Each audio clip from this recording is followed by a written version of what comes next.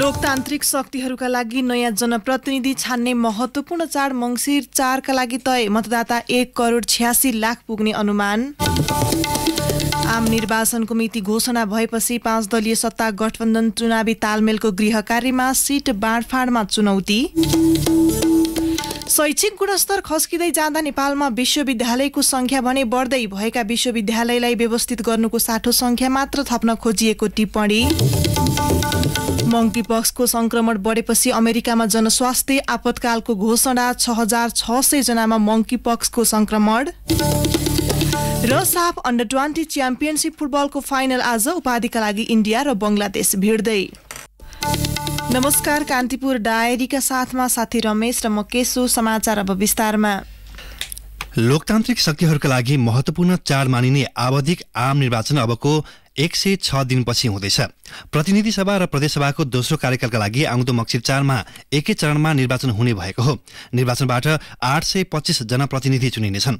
यही निर्वाचनबाट प्रतिनिधि सभामा 165 र प्रदेशसभामा 330 जना प्रत्यक्षतर्फ निर्वाचित हुनेछन् भने प्रतिनिधि सभामा 110 र प्रदेशसभामा 220 जना समानुपातिकतर्फ निर्वाचित हुनेछन्। 2074 को आम निर्वाचन भन्दा यसपटक झण्डै 32 लाख मतदाता बढ्न सक्ने निर्वाचन आयोगको अनुमान छ। यसपटक मतदाता संख्या 1,86,00,000 पुग्न सक्ने प्रमुख निर्वाचन आयुक्त दिनेश थपलियाले बताउनुभयो। 2074 मा 1,54,00,000 मतदाता थिए। थपिने मतदातामा महिला, पुरुष र तेस्रो लिङ्गीको तथ्याङ्क विश्लेषण हुन बाँकी रहेको आयोगले जनाएको छ। वैशाखमा सम्पन्न स्थानीय तह निर्वाचनमा 1,77,33,723 मतदाता थिए, जसमा 87,41,530 महिला, 89,92,010 जना पुरुष र 183 जना तेस्रो लिङ्गी थिए। संशोधित नागरिकता ऐन अनुसार नागरिकता पाउने व्यक्तिले मताधिकार प्रयोग गर्न नपाउने भएका छन्। निर्वाचन मिति घोषणापछि आयोगले मतदाता नाउँले संकलन बन्द गरेकाले अब नागरिकता पाउने व्यक्तिले मतदाता गर्न नपाउने भएका हुन्। त्यस्तै विदेशमा रहेका नेपालीले पनि मत दिन नपाउने भएका छन्। सर्वोच्च अदालतले विदेशमा रहेकालाई पनि मताधिकारको व्यवस्था गर्न आदेश दिए पनि सरकारले कानून नबनाएकै कारण त्यो सम्भव नहुने बताएको हो। चुनावको मिति घोषणा गर्न ढिलाइ भएको टिप्पणी भइरहेका बेला मन्त्री परिषदको बैठकले हिजो निर्वाचनको मिति घोषणा गरेको हो। निर्णयबारे जानकारी दिँदै सरकारका प्रवक्ता एवं सञ्चार मन्त्री ज्ञानेन्द्र बहादुर कार्कीले भन्नुभयो, प्रतिनिधि सभा र प्रदेश सभाको निर्वाचन मङ्सिर 4 गते आइतबार एकै चरणमा सम्पन्न गर्ने आज बसेको मन्त्री परिषदको बैठकले निर्णय गरेको कुरा म यहाँहरू मार्फत सम्पूर्ण देशवासीमा जानकारी गराउन चाहन्छु। सत्ता गठबन्धन दलबीच भएको सहमति अनुसार सरकारले प्रतिनिधि र प्रदेशसभाको निर्वाचनको मिति घोषणा गरेको हो। निर्वाचन मिति घोषणा भएसँगै प्रतिनिधि सभाको कार्यकाल कहिलेसम्म रहने भन्ने प्रश्न उब्जिएका छन्। कार्यकालबारे संविधानविदबाट फरक धारणा आएका छन्। सरकारले भने निर्वाचनका लागि मनोनयन भएको दिनबाट सांसदहरूको कार्यकाल सकिने बताएको छ। सभामुख र उपसभामुख तथा सांसदहरूले आगामी निर्वाचनका लागि उम्मेदवारी दर्ता गरेपछि संसदको कार्यकाल सकिने मन्त्री कार्कीले बताउनुभयो। यस बारेमा धेरै छलफलहरू चलिराखेका छन् र सामान्यतः हाम्रो बुझाइ के छ भन्दाखेरि जुन बेला प्रतिनिधि सभाका सदस्यहरूले सभामुखले उपसभामुखले आफ्नो निर्वाचनका निमित्त निर्वाचनमा आयोगमा गएर उम्मेदवारीको मनोनयन गर्नुहुन्छ, त्यसपछि यसको कार्यकाल समाप्त हुनेछ भन्ने अहिलेको बुझाइ छ। 2074 सालमा भएको निर्वाचनबाट तत्कालीन नेकपा नेतृत्वमा 2/3 निकट बहुमतको सरकार बने पनि सोदल विभाजन भएपछि राष्ट्रिय राजनीतिमा व्यापक फेरबदल आएको छ। 5 वर्ष अघि प्रतिनिधि सभा र प्रदेश सभाको निर्वाचन गराएको सरकारको नेतृत्व गरेको नेपाली कांग्रेसले वामपन्थी दलहरू विभाजित भएपछि नयाँ सरकारको नेतृत्व गर्दै फेरि चुनाव गर्ने अवसर पाएको छ। यसैबीच निर्वाचन आयोगले घोषित मितिमा निर्वाचनका लागि तयार रहेको बताएको छ। आयोगले हिजो आयोजना गरेको पत्रकार भेटघाट कार्यक्रममा प्रवक्ता शालिग्राम शर्मा पौडेलले मङ्सिर 4 गते आइतबारका लागि तोकिएको चुनावको काम तत्काल अघि बढाउने बताउनुभयो। आवधिक निर्वाचनका लागि आयोगले आन्तरिक तयारी निरन्तर गरिरहने भएकोले प्राप्त भएको 107 दिनमा आयोग निर्वाचन सम्पन्न गर्न पूर्ण रूपमा सक्षम छ।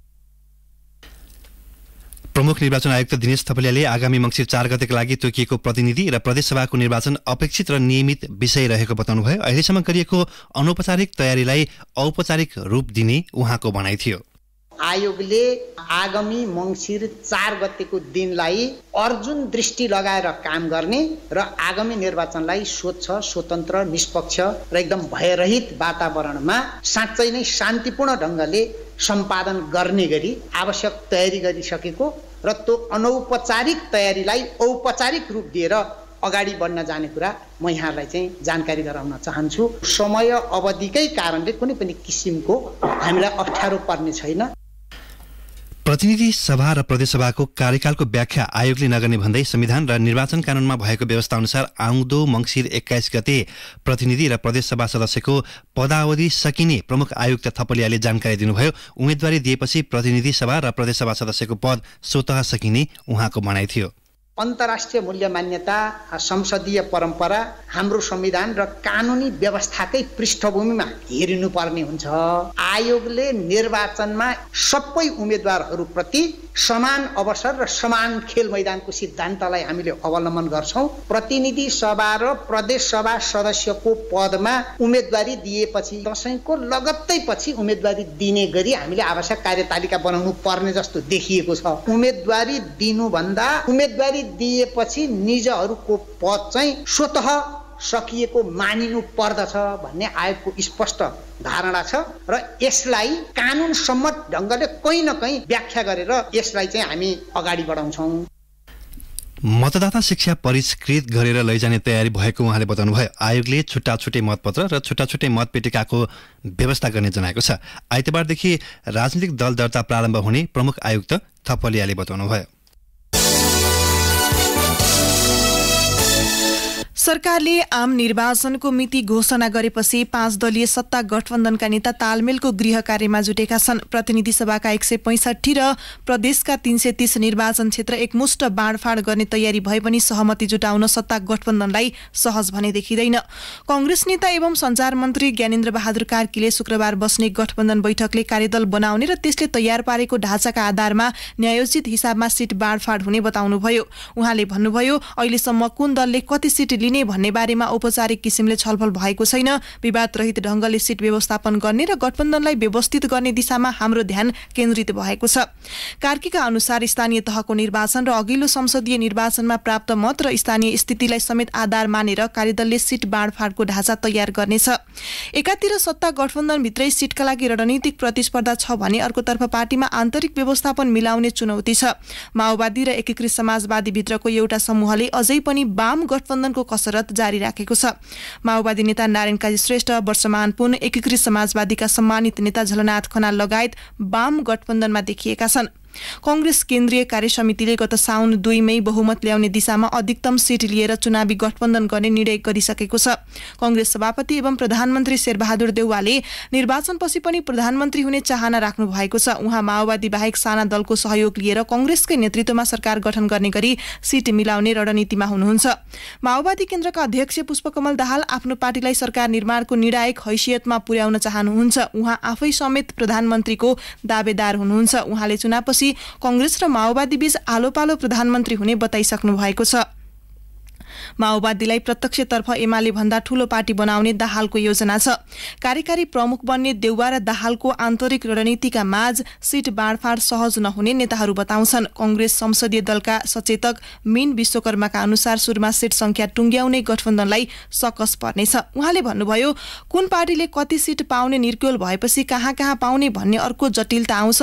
त्यो पनि टुंगिएपछि कसलाई उम्मेद्वार बनाउने भन्ने अर्को समस्या छ।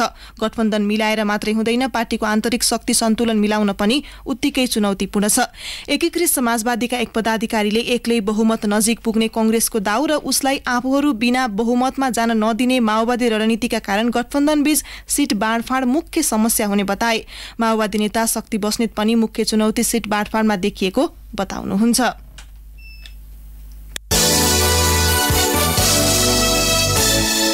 संसदको सबैभन्दा ठूलो तर प्रतिपक्षी दल एमाले आगामी आम निर्वाचनमा राष्ट्रियता र धार्मिक मुद्दालाई प्राथमिकताका साथ उठाउने देखिएको छ। आफूलाई भौतिकवादी दाबी गर्ने एमाले धार्मिक विषय उठाएर हिन्दू मतदातालाई प्रभावित पार्न खोजिरहेको छ भने अर्कातिर चुच्चे नक्सा लगायतको प्रसंग निकालेर पनि थप मत बटुल्न चाहेको छ।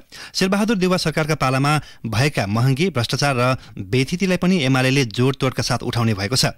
एमाले अध्यक्ष केपी शर्मा ओलीले सत्तामा भएकै बेला हिन्दू धर्म सम्बन्धी विषयमा बढाई चढाई अभिव्यक्ति दिने गर्नुभएको थियो।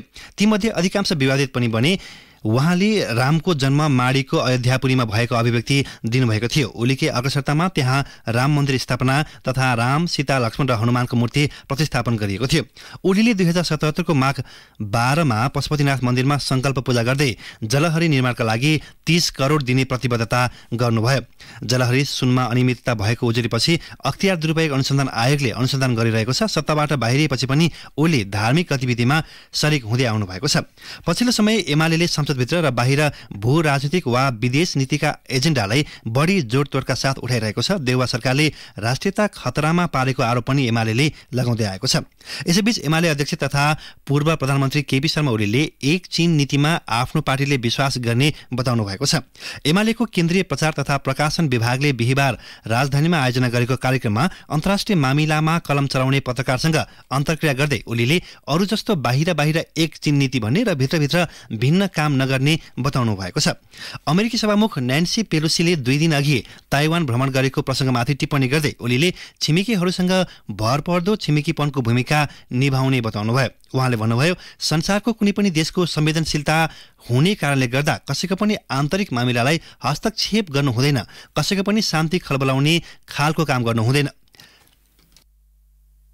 तिब्बत मामिलामा हाम्रो प्रष्ट धारणा छ। यसमा हाम्रो धारणा तलमाथि हुँदैन।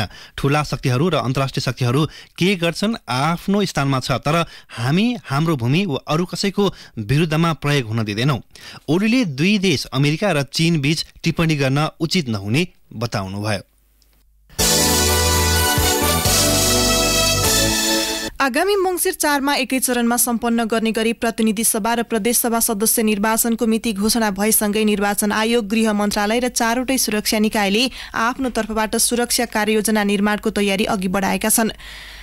मिति घोषणा भएकै दिन हिजो निर्वाचन आयोगले सुरक्षा व्यवस्थालाई चुस्त बनाउन आयुक्त ईश्वरी पौडेलको संयोजकत्वमा निर्वाचन सुरक्षा उच्च स्तरीय समिति गठन गरेको छ।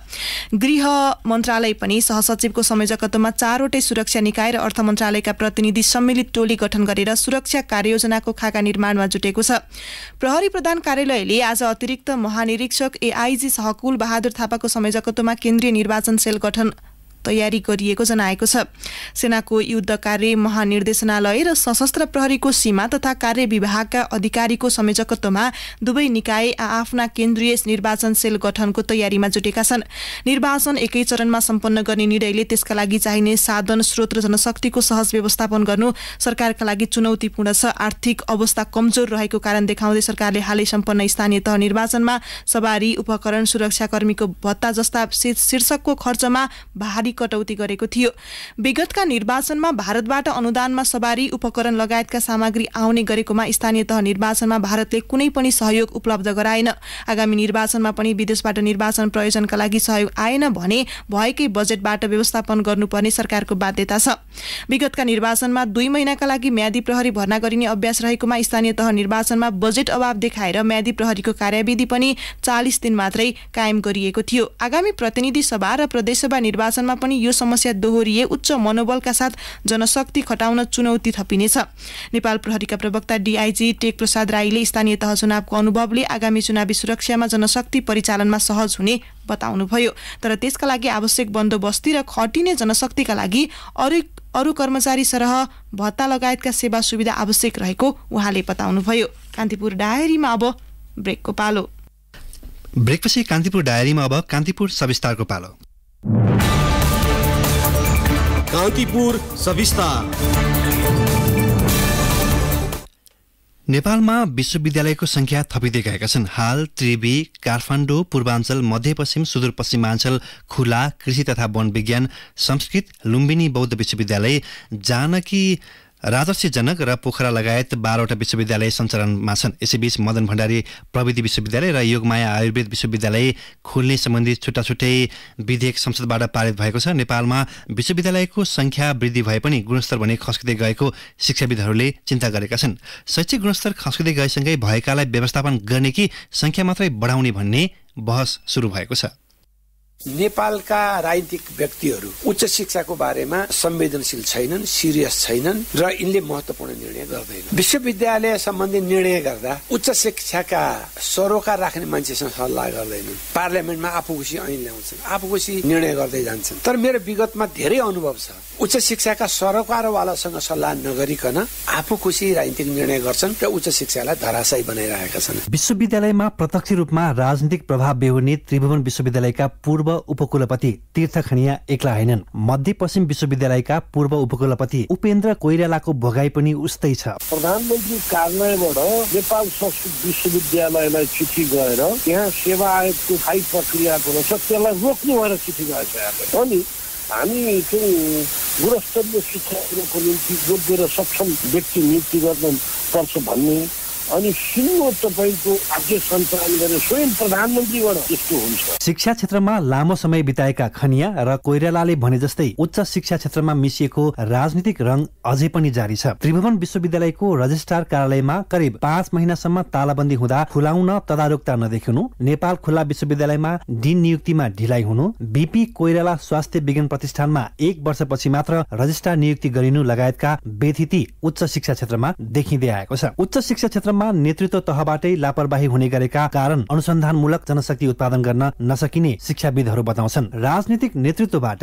विश्वविद्यालयलाई आफ्नो स्वार्थ अनुकूल प्रयोग गरिएका कारण अन्तर्राष्ट्रिय प्रतिस्पर्धामा नेपालका शिक्षालयहरू खस्कँदै गएको शिक्षाविद बालचन्द्र लुइटेल बताउँछन्। हाम्रा फ्याकल्टीलाई, हाम्रा टिचरहरूलाई हामीले इन्टरनेसनल आउटलुक डेभलप गर्नुपर्छ।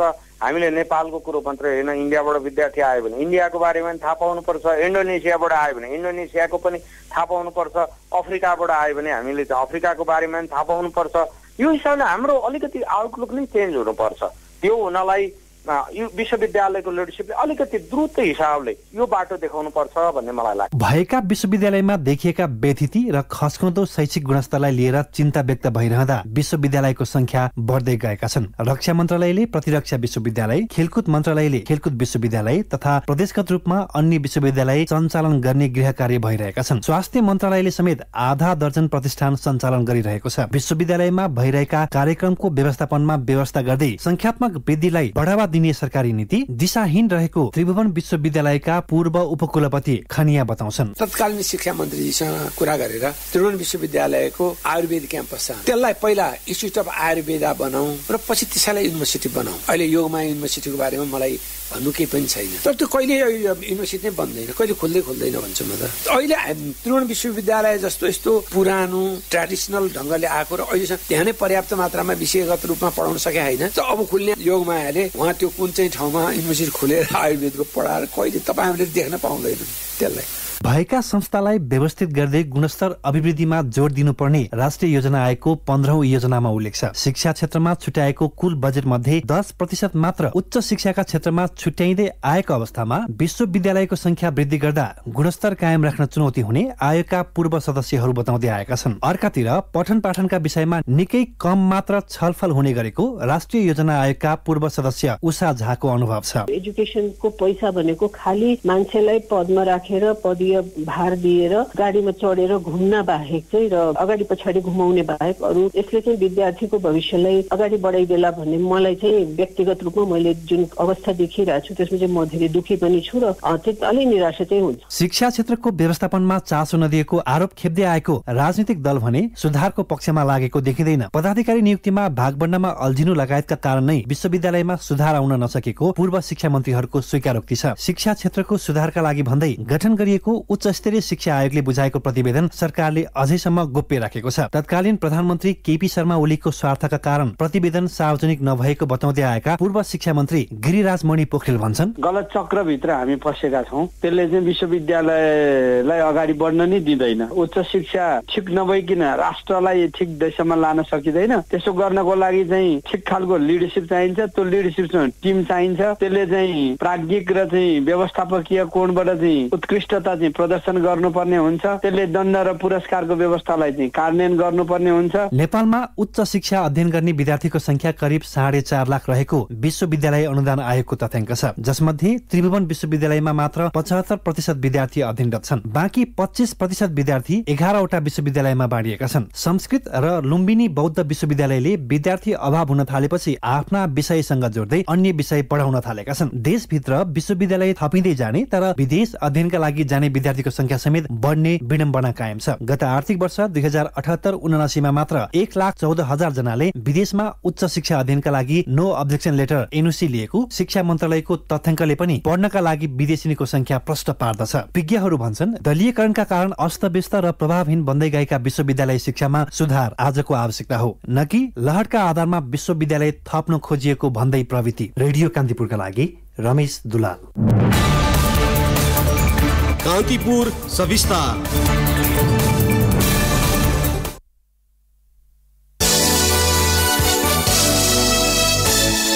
नारायणगढ मुगलिन सडक खण्ड पुनः अवरुद्ध भएको छ। चितवनको भरतपुर महानगरपालिका 19 केराबारी मौरी पुलमा गैराती पहिरो जाँदा बाटो अवरुद्ध भएको हो। राति करिब 2 बजेतिर लेदो सहितको पहिरो खसेपछि दुईतर्फी रूपमा नै बाटो अवरुद्ध भएको चितवन जिल्ला प्रहरी कार्यालयका प्रवक्ता डीएसपी नरहरि अधिकारीले जानकारी दिनुभयो।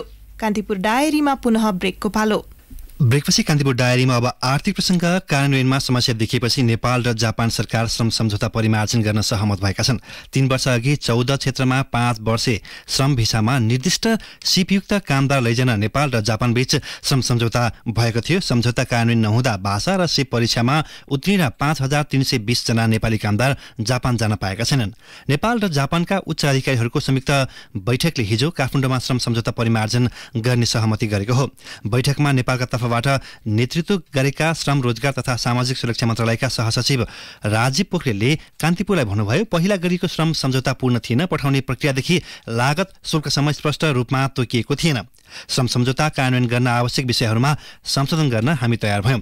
श्रम सम्झौतामा सरकारी प्रक्रिया मार्फत कामदारको भर्ना प्रक्रिया गर्ने सहमति गरेको थियो। बैठकमा जापानका तर्फबाट नेतृत्व गरेका सहायक उपमन्त्री चोतुमो नाकागावाले कामदार भर्ना प्रक्रियामा सरकारको संलग्नता नरहने प्रश्न पार्नुभयो।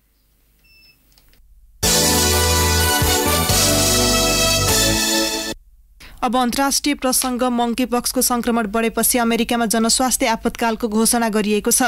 आपतकाल घोषणा लगत्तै खोप वितरण, उपचार र संघीय कोषको परिचालन सहज हुने अमेरिका सरकारले उल्लेख गरेको छ। यससँगै भाइरसको सर्ने दर पनि नियन्त्रण गर्न सकिने आशा व्यक्त गरिएको छ। 15 दिनभन्दा कम समय अगाडि नै मंकीपक्सलाई विश्व स्वास्थ्य संगठन WHO ले स्वास्थ्य आपतकाल घोषणा गरेको हो।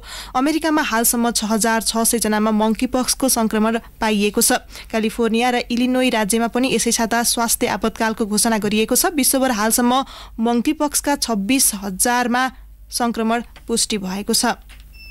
अब खेल प्रसङ्ग। साफ अन्डर 20 च्याम्पियनशिप फुटबलको फाइनलमा बंगलादेश र इन्डिया बीच प्रतिस्पर्धा हुँदैछ। इन्डियाको भुवनेश्वर स्थित कालिङ्गा रङ्गशालामा खेल नेपाली समयअनुसार 7:15 बजे सुरु हुनेछ। 5 टोली सहभागी प्रतियोगिताको समूह चरणको शीर्ष स्थानमा रहेको बंगलादेश र दोस्रो स्थानको इन्डिया बीच प्रतिस्पर्धा हुन लागेको हो। नेपाली प्रतियोगिताको समूह चरणबाट बाहिरिएको छ। प्रतियोगिताको अपराजित टोली बंगलादेश उच्च मनोबलका साथ मैदान उत्रनेछ भने इन्डियालाई घरेलु मैदानको साथ रहनेछ।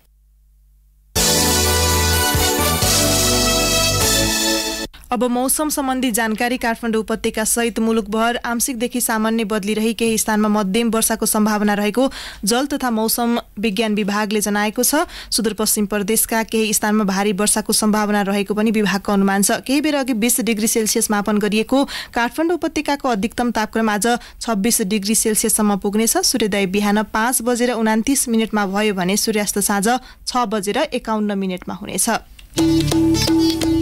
अवस्था यिनै प्रसङ्ग सहित कान्तिपुर डायरीको यो बुलेटिन अहिलेलाई यही सकिन्छ। साथी रमेश र म के सुविधा हुन्छौ। नमस्कार।